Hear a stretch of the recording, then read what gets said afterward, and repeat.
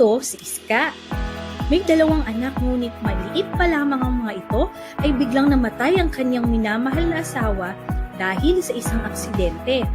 Naiwan siyang walang-wala, pinamanahan ng mga utang at hindi malaman kung paano itataguyod ang kanyang dalawang anak. Noong burol ng kanyang asawa ay hindi siya masyadong makapagluksa dahil ultimo mga gastusin sa pagpapalibing ay iniisip niya kung saan kukuhanin.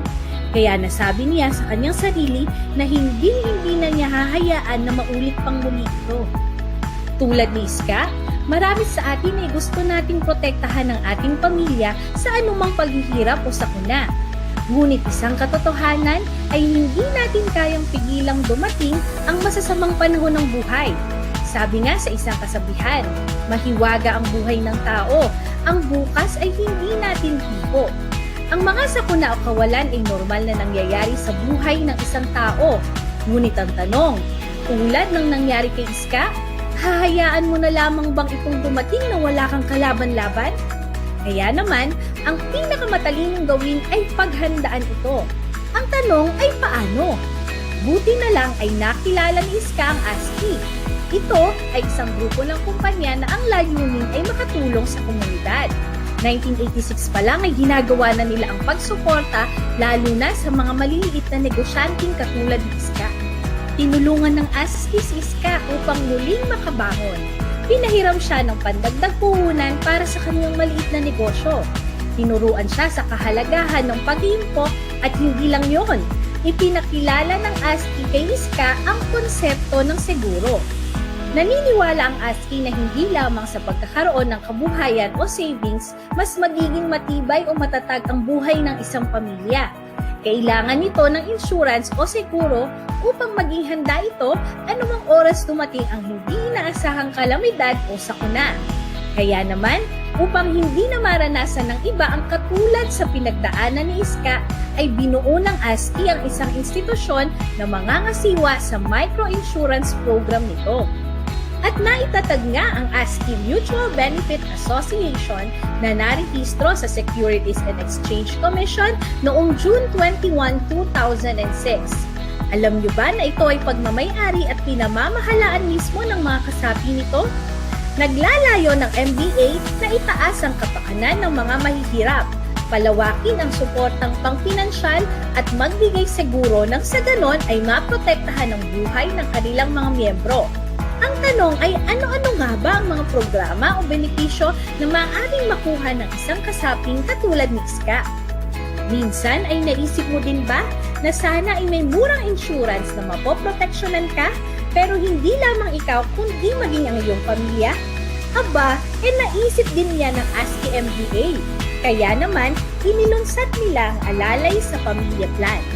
Dito ay sakop ng siguro hindi lang ang kasapi kundi maging ang kanyang legal na asawa at ang unang 3 lehitimong anak o legal na ampon. Ngunit dapat ay wala pang 21 taong gulang at wala pang asawa. Dahil nakita din ng MBA ang iba't ibang kalagayan ng kanyang miyembro, ay hinayaan na din itong sakupin ng siguro ang higit sa 21 taong gulang. Yun ay kung ang anak ng miyembro ay may kapansanan, walang asawa at walang kakayanang maghanap buhay. Kaya naman, mula nang maging kasapi si Iska sa MBA, ay hindi na siya ngayon masyadong nababahala para sa kanyang 2 anak dahil alam niyang may laban na sila ngayon sa hamon ng buhay. Teka, ang tanong ay paano nga ba maging isang miyembro tulad ni Iska at magkano ang babayaran para sa siguro? Nababasa ko ang iniisip mo. Iniisip mo na may kamahalan to, no? Hindi naman kita masisisi dahil pangkaraniwan ang ganitong uri ng seguro ay umaabot ng mga 3,000 hanggang 5,000 piso kada buwan. Ngunit, ibahin mo sa ASCII MBA dahil ang talagang layunin ng pagkakatatag ng institusyon na ito ay makatulong. Ang membership fee nila ay nagkakahalaga lamang ng 300 piso. Ito ay isang beses lamang babayaran ng isang kasapi, ngunit hindi maaaring isauli kapag tumiwalag na ang kasapi. Ang kontribusyon naman para sa seguro ay nagkakahalaga lamang ng 30 piso. Tama ang nadinig ninyo. ito ay 30 pesos lamang kada linggo. Para ka lang bumili ng load sa tindahan, di ba?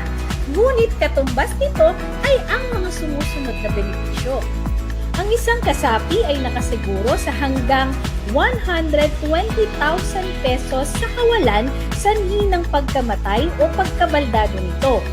Ang mga lehitimong kaanak naman ng kasapi ay sakop lamang ng seguro sa kawalan kung ang sanhi ay pagkamatay. 20,000 pesos para sa kanyang asawa at 10,000 pesos naman para sa kanyang unang 3 lehitimong anak.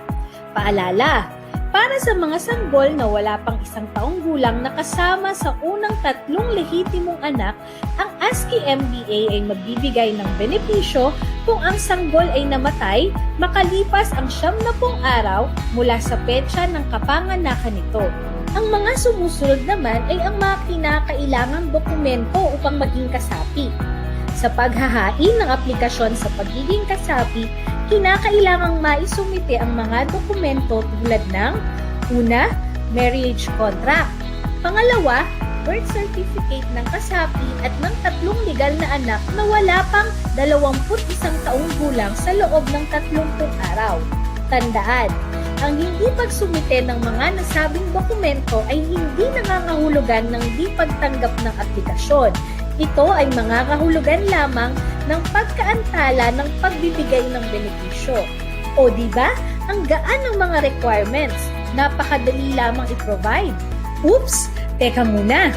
Bukod pa dyan ay may isa pang insurance program ang ASCII MBA na tinatawag nilang Alalay sa Kabuhayan Plan. Para hindi mangyari sa kanila ang karanasan ni Iska kung saan namana pa ng pamilya ang naiwang utang ng kanyang asawa. Ang seguro na ito ay naglalayon na bayaran ang utang ng kasapi upang mawala ang financial burden sa mga naulila ng miyembro. Kung ikaw ay aktibong kliyente ng ASCII Microfinance, ibig sabihin ay may kasalukuyang hiram o may savings dito na hindi bababa sa 2,000 piso at nasa edad 18 to 60 years old, ay otomatiko na ikaw ay nakasiguro na sa programa na ito. Ngunit upang mas madaming matulungan ay binuksan din ito ng ASCII MBA, maging sa mga aktibong miyembro ng ibang accredited organized group tulad ng People's Organization at iba pang mga kooperatiba. Kaya naman, sa panahon ng pagpanaw o pagkabaldado, ang pamilya ay may matatanggap na benepisyo at dahil pati hiram o utang ng miyembro ay nakasiguro din, mas malaki ang magiging benepisyo sa mga minamahal na naiwan. Para sa iba pang katanungan, ay mag-text o tumawag lamang sa numerong 0942-5548-252 o 044-940-1984. Bisitahin din ang aming Facebook page upang makita ang ilan lamang sa aming mga miyembro na natulungan ng organisasyon. O paano? Tularan natin si Iska. Nagbukuman noon ng problema ay ginamit ang karanasan upang gumawa ng mga matatalinong desisyon sa hinaharap. Tandaan na sa ASCII MBA, ikaw at ang pamilya mo ay nakasiguro.